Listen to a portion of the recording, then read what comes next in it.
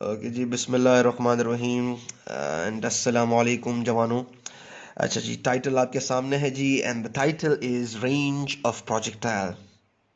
अच्छा जी, जितने भी हमने इक्वेशंस डिराइव किए हैं, दिस इज ओनली इक्वेशन कि जिसके अंदर हम जो भी इक्वेशन लिखेंगे, we are going to use the subscript x.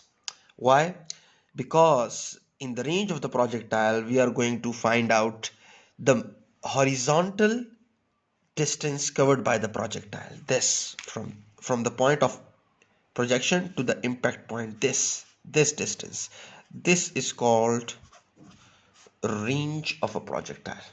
ठीक है जी, let me denote range by R. ठीक है जी। अच्छा सो अगर मैं कहूं, ठीक है जी, simple, let's get straight into it। so it is the horizontal distance covered by a projectile, सही जी, that's called the range of the projectile।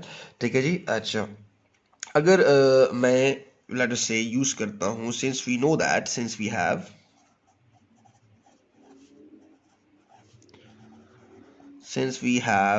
that is v is equal to s by t। so इसको अगर मैं rearrange करूं, so I can write s is equal to v into t। ठीक हुआ जी। Distance covered by a body is actually equal to the velocity or speed multiplied by the time taken by the body to cover that particular distance। अच्छा जी, s is equal to bt, we are all familiar with this। अच्छा, अब अगर मैं range of the projectile के लिए कहूं, so I will put a subscript x over here, so it will be sx, this is sx। ठीक है जी, all the way this horizontal जो फासला है, ठीक है जी, इज इक्वल टू, यहां पर भी मैं क्या पुट करूंगा, वी एक्स। और टाइम के साथ जो है मैं और कुछ पुट नहीं कर सकता, लेकिन आपको ये पता होना चाहिए कि जब ऑब्जेक्ट जो है वो यहां से लेकर यहां तक जो टोटल फासला कवर कर रहा है, मुझे सिर्फ ये फासला चाहिए, हॉरिजॉन्टल वर्टिकल में मैं इंटरेस्टेड नहीं हूं। तो यहां से लेकर यहां तक आते हुए प्रोजेक्टाइल को जो टाइम लगता है, that is time of flight. So ठीक, आपको पता होना चाहिए कि this T over here is actually time of flight. और टाइम ऑफ फ्लाइट का इक्वेशन अगर आपको याद हो, that was actually 2 vi sine of theta divided by g. सही जी, यहां पर मैं लिख देता हूं टाइम ऑफ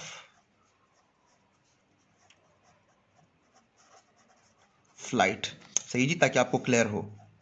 राइट, अगर आपको वो लास्ट जो वीडियो है टाइम ऑफ फ्लाइट वाली, आप जरा पिछली वीडियोस देख ले तो आपको ऑटोमेटिकली क्लियर हो जाएगा। लेट मी फाइंड इट, अगर मुझे वो पेज मिल जाए जी, दिस वन। ठीक है जी, if you can look at this. ठीक है जी, this was the time of flight lecture. Right, और आखिर में जो हमारे पास इक्वेशन आया था, that was t is equal to 2 sine of theta divided by g। ठीक है जी। अच्छा सही है जी। क्यों? बिकॉज हमें यहां से लेकर यहां तक जाने में जो टाइम लगेगा, हमें वही पुट करना पड़ेगा, because this is the range, यहां से लेकर यहां तक। राइट, लेकिन मैं वर्टिकल वाला जो है वो फासला जो है वो यहां पर एक्सक्लूड करूंगा, बिकॉज मुझे सिर्फ हॉरिजॉन्टल चाहिए। अच्छा, अब यहां पर द थिंग इज कि यू नो कि यहां से लेकर जो हमने इनिशियल वेलोसिटी प्रोवाइड की है, right, let me zoom in on this one. ठीक है जी, राइट, ओवर हेयर, राइट, यहां पर जो मैंने इनिशियल वेलोसिटी प्रोवाइड की हुई है, so this happens to be the x component of the initial velocity and this happens to be the y component of the initial velocity। now I'm interested only in this one। क्यों? Because मैंने जितने भी चीज मालूम करनी है वो horizontal के लिए मालूम करनी है, और हमें पता है कि throughout the whole trajectory of the projectile, the x component will retain itself all the way in from the point of projection to the impact point. किसी भी पॉइंट पर जो है वेलोसिटी के जो एक्स कंपोनेंट है उसमें कोई भी चेंज नहीं आने वाला। ठीक है जी, वी नो दैट, राइट, क्योंकि हमने एक्स डायरेक्शन में किसी फोर्स को जो है वो इमेजिन ही नहीं किया हुआ, एक्सक्लूड किया हुआ है। The only force acting on the projectile is the force of gravity which happens to be in the vertical axis. ठीक हुआ जी, राइट, ओके। अब देखिए यहां पर, तो मैं यहां पर ये कह सकता हूं कि थ्रू आउट जो x है, I can rewrite this as x is equal to we I x into t. ठीक है जी, बिकॉज अगर यहां पर मैं x लेता हूं, यहां पर जिधर भी मैं x लेता हूं, that is actually coming from the initial component, sorry, from the x component of the initial velocity, और वो उसने अपने आप को बरकरार रखा हुआ है, so that is V I X. Okay जी, अब यहां पर वैल्यूज फीड करते हैं। Now S x is actually what, this is the range of the projectile, so इसकी जगह मैं क्या लिख लूंगा, R. V I X is actually equal to we I cos of theta. ठीक हुआ। अच्छा जी, टाइम की जगह मैं क्या पुट करूंगा, that is time of flight, because यहां से लेकर यहां तक जो फासला है वो कवर करना है, और यहां से लेकर यहां तक प्रोजेक्टाइल को जो टाइम लगता है that is time of flight. So that will be 2vi sine of theta divided by g. ठीक हुआ जी, राइट. अच्छा जी, अब इसको आगे जो है लेकर जाते हैं. So range is equal to, right, to अपनी जगह पर आ जाएगा.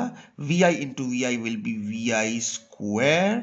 ठीक है जी, और साइन थीटा पहले लिख लेता हूं और फिर कॉस थीटा लिख लेता हूं डिवाइडेड बाय जी.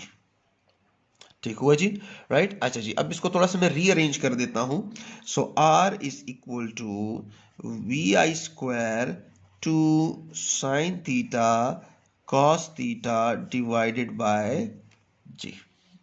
ठीक हुआ जी, ओके. ये हमारे पास इक्वेशन आया रेंज के लिए. अब अगर आप इसको इस तरह लेना चाहते हो तो ठीक है, ये भी आपका इक्वेशन. लेकिन अगर इसको थोड़ा सा और सिंपल फॉर्म में लेकर आना चाहते हैं, सिंपलीफाई करना चाहते हैं, सो ये जिसको मैं ब्रैकेट में इंक्लोज करवा रहा हूं from one of the formula from the trigonometry, हम इसको डायरेक्टली लिख सकते हैं. व्हाट, राइट, हम इसको लिख सकते हैं लाइक दिस. देखते जाएं जरा, right. we can rewrite this thing as r is equal to vi square अपनी जगह पर, and instead of this जिसको मैंने ब्लू में कॉर्डन ऑफ किया हुआ है, we can write sin 2 theta, where 2 जो है वो आपके पास इसके एंगल के अंदर आ रहा है, and divided by g. this is the formula for the range of the projectile. यहां पर मैं हवाला दे देता हूं कि sine of 2 theta is equal to 2 sine theta into cos theta. ठीक है जी, आप यहां पर थीटा की कोई भी वैल्यूज पुट करो, ये इक्वेशन जो है ये फार्मूला सेटिस्फाई होगा. फॉर एग्जांपल आप 0 पुट करो तो इधर भी 0, इधर भी 0, इधर भी 0. ठीक है जी, तो आपके पास ऑटोमेटिकली इस साइड पे जो चीज आएगी वो एक्जैक्टली इस साइड के बराबर, इस साइड के बराबर होगी. आप यहां पर 45 पुट कर लो तो इधर भी 45 और इधर भी 45, ऑटोमेटिकली जो है इक्वलिटी ये होल्ड होगी. ठीक है जी, so we don't need to go over there. सही है जी. तो ये आपको ये पता होना चाहिए. इंजीनियरिंग वाले स्टूडेंट जो है वो इसके साथ काफी कंफर्टेबल होंगे. मेडिकल वालों को ये एज इट इज जो है वो रटना पड़ेगा, बल्कि रटने की जरूरत भी नहीं है. अगर वो इक्वलिटी सेटिस्फाई हो रही है तो इसका मतलब है जी you should get the point. ठीक है जी, आप कोई भी वैल्यू पुट करो, the equality will satisfy. Okay, ये हुआ आपके पास. Now this is the equation for the range of the projectile, that is the फासला covered in the horizontal dimension by the projectile. अच्छा जी, अब ये मैंने देखना है कि when will the range be maximum. So maximum range, right. और अगर आप रेंज के भी फॉर्मूले को भी देख लो तो रेंज भी अगर आप देख लो तो तीन चीजों पे जो है वो डिपेंड कर रहा है. That is vi, right, angle and g. तो जी तो वैसे ही doesn't count because as we are in earth, on earth. So initial velocity जितनी ज्यादा प्रोवाइड करोगे, अगर यहां पर मैं खड़ा हूं, let us say if I am standing over here, let us say if I am standing over here, और मैं बहुत तेजी से पत्थर को थ्रो कर रहा हूं, तो जाहिर सी बात है जितनी ज्यादा वेलोसिटी इनिशियल दूंगा तो उसने दूर ही जाके गिरना है ना. ठीक है जी, सो इनिशियल वेलोसिटी पे तो डिपेंड कर रहा है. Actually what I am interested in is to find out the dependency of the range on the angle of projection. ठीक है जी, कि किस एंगल पे मुझे रेंज जो है वो मैक्सिमम मिलना है. ठीक है जी, सो अगर मैं ये इक्वेशन दोबारा से लिख लूं, so r is equal to vi square sine of 2 theta divided by g. अब आप लोगों को ये पता होना चाहिए कि साइन की वैल्यू जो मैक्सिमम होती है वो 90 की वैल्यू पर होती है, राइट. 90 पे साइन बिकम्स मैक्सिमम. अब यहां पर एंगल के अंदर ऑलरेडी 2 है, sine of 90 is maximum value that happens to be equal to 1. अब यहां पर ऑलरेडी 2 है, राइट. तो अगर एंगल को मैं 45 रख दूं तो 45 मल्टीप्लाई बाय 2 इज 90, राइट. लेकिन साइन 2, तो अगर मैं 45 कर दूं तो 45 multiply by 2 is 90 and I am going to get 1. तो अगर मैं एंगल को क्या लिखूं, 45 डिग्री. अगर मैं किसी ऑब्जेक्ट को 45 डिग्री पे लॉन्च करता हूं, सो आप देखोगे कि the range is going to be maximum, because सही जी यहां पर 2 into 45 divided by g. So r is equal to vi square sine of 90 degree divided by g, and sine of 90 is plus 1. ठीक है जी, so range happens to be equal to vi square सही जी divided by g. This is the maximum range. This is the formula for the maximum range, because sign की value आपके पास 1 आ गई है, because आपने 45 degree पे launch किया हुआ है.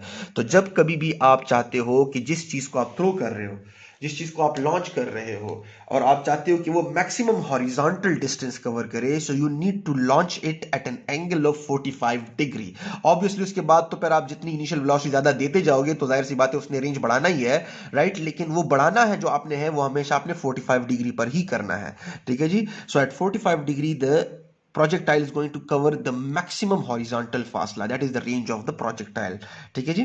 अच्छा जी, अब यहां पर जो है रेंज का एक रिलेशनशिप बनता है किसके साथ जी, हाइट के साथ, सही जी। So what we are going to next is that we are going to link the horizontal फासला covered by the projectile and the vertical फासला covered by the projectile, जो कि आपकी एक्सरसाइज में एक दो क्वेश्चंस भी हैं, तो मैं उसको इधर डायरेक्टली कर देता हूं, ठीक है जी। And how are we suppose to link that, मैं ये मालूम करना चाह रहा हूं कि रेंज का और हाइट का आपस में रिलेशनशिप क्या है, और एक क्वेश्चन है आपके पास, ठीक है जी, कि प्रूफ करें कि, let me write it over here, let me write it over here, let me cordon of this, ठीक है जी, ताकि कुछ स्पेस मेरे पास बची रहे। यहां से मैं स्टार्ट कर लेता हूं, ठीक है जी। ओके, सो सवाल आपसे ये किया जाता है कि प्रूफ से जी कि for any value of the projection angle से जी range can not exceed 4 times of the vertical distance covered by the projectile। सवाल ये है कि जी आप प्रूफ करें कि किसी भी एंगल पर अगर आप लॉन्च करो 80 70 आई डोंट केयर, किसी भी एंगल पर आप लॉन्च करो, ठीक है जी, राइट। लेकिन आपके पास कभी भी रेंज जो है, जो हॉरिजॉन्टल फासला है जो प्रोजेक्टाइल कवर करेगा, राइट, वो वो हॉरिजॉन्टल फासला कभी भी उस वर्टिकल फासले के 4 टाइम से एक्सीड नहीं कर सकता, सही जी। तो इसका मतलब यह है कि अगर मैं रेंज को मैक्सिमम भी ले लूं, सही जी, ठीक है जी, अगर मैं सोल्यूशन पे आऊं, अगर मैं रेंज को मैक्सिमम भी ले लूं, सो वो मैक्सिमम वाला जो रेंज है वो आपके पास 4 times of the vertical distance covered by the projectile which happens to be height, उसके 4 टाइम्स के बराबर होगा, लेकिन उससे कभी एक्सीड नहीं कर सकता, ठीक है जी, राइट। अच्छा, सो देखते हैं कि आया ऐसा है या नहीं है, ठीक है। अच्छा जी, अब मैं इसको रिवर्स इंजीनियरिंग से प्रूफ कर देता हूं, उल्टे तरीके से, और फिर सिंपल एक तरीका भी है उससे भी आपके सामने हो जाएगा। रिवर्स तरीके से मैं इसको ऐसे प्रूफ कर देता हूं कि देखिए जी मेरे पास रेंज का इक्वेशन आ गया है, ठीक है जी। अगर आप देख लो, सो रेंज का जो मेरे पास इक्वेशन है वो क्या है जी, रेंज का इक्वेशन मेरे पास है this, right, V I square sine 2 theta divided by G. So let me write V I square sine of 2 theta divided by G, okay, is equal to 4 अपनी जगह पर, राइट। अब हाइट का जो मेरे पास इक्वेशन आया था, सही जी, अगर आपको आपका प्रीवियस जो नॉलेज है वो अगर आप रिकॉल करो, तो हाइट का जो मेरे पास इक्वेशन आया था वो मेरे पास आया था this, if you can recall the previous lecture, that is height is equal to vi square sine square theta divided by 2g, right। So let me write this over here कि it is vi square sine square theta divided by 2g, ठीक हुआ जी। अच्छा, अब देखते हैं क्या होता है, मैं कर क्या रहा हूं, you will know in a bit, ठीक है जी। अब ऐसे करते हैं कि जी इसको कैंसिल कर देते हैं इसके साथ, इसको कैंसिल कर देते हैं इसके साथ, ठीक है जी। एंड वी आई स्क्वायर जो है वो कैंसिल हुआ वी आई स्क्वायर के साथ, I am left with sine 2 theta is equal to, यहां पर 2 बचा, राइट, वहां पर साइन स्क्वायर थीटा बचा, ठीक हुआ जी, राइट। अच्छा जी, अब अगर आप देख लो यहां पर, सही जी, साइन 2 थीटा, अभी थोड़ी देर पहले हमने कहा था कि ये किसके बराबर है, साइन 2 थीटा जो है वो आपके पास बराबर है, if you can look closely over here, right, sine 2 theta is actually equal to 2 sine theta cos theta। So let me feed it over here कि sin 2 theta is actually equal to 2 sin theta cos theta is equal to 2 sine square theta, 2 और 2 cancel हुआ, right. Sign जो है इसके square के साथ उड़ गया, and you are left with cos theta is equal to sin theta. अब सिंपल यहां पर अगर आपकी मैथ थोड़ी भी काम कर रही है तो सिंपल बात आपको पता चल जाएगी कि साइन और कॉस की वैल्यू कब बराबर आती है। वो तब बराबर आती है when the angle is 45 degree. 45 degree पे अगर आप देख लो तो साइन और कॉस की वैल्यू आपको एक ही मिलेगी, दैट इज 1 डिवाइडेड बाय √2। ठीक है जी। लेकिन इन हाउ करते हैं ऑल द वे इन। अगर यहां पर मैं करना चाहूं तो देखते जाएं, यहां पर sign theta divided by cos theta में कर लेता हूं तो यहां पर 1 आ जाएगा, राइट। ठीक है जी। तो sine theta divided by cos theta किसके बराबर होता है? That happens to be equal to tangent theta, right, is equal to 1. So theta is equal to tangent inverse 1, और जब आप ये करते हो so you will get 45 degree. अब ये मैंने क्या किया, जब प्रोजेक्शन एंगल 45 डिग्री आए तो रेंज क्या होता है? Range happens to be maximum, right. और ये प्रोजेक्शन एंगल जो है ये 45 डिग्री कब आया? जब मैंने क्या किया, जब मैंने मैक्सिमम रेंज को उस हाइट के 4 टाइम्स के बराबर लिया, तभी मेरे पास ये एंगल आया है। ठीक है जी।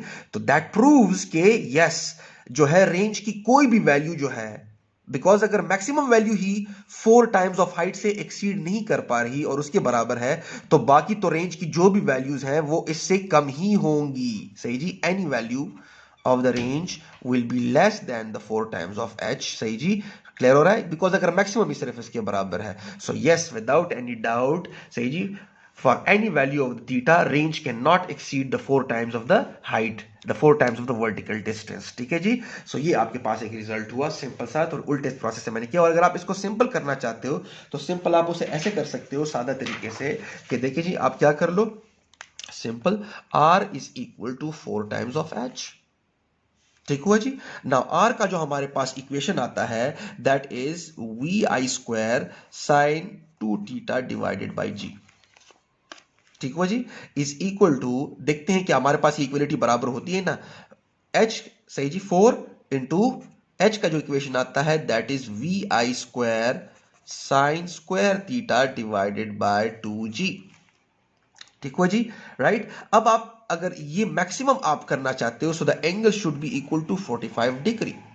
ठीक है जी। आप 45 इधर पुट करो, इधर 45 पुट करो, आपके पास ऑटोमेटिकली इक्वेशन इस तरह आ जाएंगे, vi square divided by g, और इस साइड पे भी vi square divided by g ही आएगा। आप करके देख लो तो खुद ब खुद आपके पास आ जाएगा। देखते जाए ना, यहां पर आपके पास 45, देखते जाए, कर लेता हूं मैं यहां पर, राइट। इस टर्म को जरा गौर से देख लें, राइट। मैं पहले ये वाला टर्म करता हूं, right. So it will B 4 vi square, सही जी, साइन ऑफ 45 और होल का स्क्वायर डिवाइडेड बाय 2 इंटू जी, ये आपके पास 2 आया। सो 2vi स्क्वायर, ठीक हुआ जी, राइट। और साइन ऑफ 45 किसके बराबर होता है? 1 ओवर स्क्वायर रूट 2 के, और उसके ऊपर क्या है? स्क्वायर है, डिवाइडेड बाय जी। ठीक हुआ जी। तो आप इसका स्क्वायर लो तो आपके पास क्या आ जाता है? 2vi स्क्वायर, ठीक हुआ जी, राइट। और ये आपके पास 1 का स्क्वायर 1 ही आता है, और स्क्वायर रूट यहाँ पास हट जाएगा तो 1 डिवाइडेड बाई 2 हो जाएगा, डिवाइडेड बाई जी। ये और ये कैंसिल होके क्या आया? vi square divided by g. और अगर आप रिकॉल करो so vi square divided by g किसके बराबर है? vi square divided by g बराबर है आपके पास किसके? If you can see that happens to be equal to the maximum range. So ये किधर से आया? 4 टाइम्स ऑफ h से, राइट। और 4 टाइम्स ऑफ h एग्जैक्टली बराबर है किस चीज के? vi square divided by G, which happens to be the maximum range. ठीक हुआ जी। तो इस तरह भी आप सिंपल तरीके से कर सकते हो, लेकिन अगर एग्जाम में आया तो एग्जाम में आपको ये तरीका जो है वो लेकर जाना ज्यादा मुनासिब होगा, आसान हो जाएगा आपके लिए। ठीक हुआ जी। So that is one of the result. अच्छा, अब आपके लिए एक होमवर्क है, और वो होमवर्क ये है, वो भी आप ही का एक इक्वेशन ही है, और वो आपके पास क्या है जी, अगर आप कर सकते हो तो आसान है कि आप प्रूफ करें कि जब आपके पास r is equal to H हो, मतलब जितना वर्टिकल फासला कवर होगा उतना ही हॉरिजॉन्टल भी कवर होगा, तो ये किस एंगल पर होगा, किस प्रोजेक्शन एंगल पे ये हो सकता है। तो all you have to do कि यहां पर इक्वेशन पुट करें इस रेंज का, और यहां पर हाइट पुट करें, और उधर से ऑटोमेटिकली कैंसिलेशन करके थीटा की वैल्यू निकालें। सो आपके पास it will be round about equal to 76 degrees. ठीक है जी। जब आप 76 डिग्री पे प्रोजेक्टाइल को लॉन्च करते हो, देखिए अगर ये 45 है तो this happens to be 76 round about, तो जितना वो हॉरिजॉन्टल फासला कवर करेगा उतना ही वो वर्टिकल भी कवर करेगा। ओके जी, that's it for this lecture. See you in the next video. अस्सलाम वालेकुम।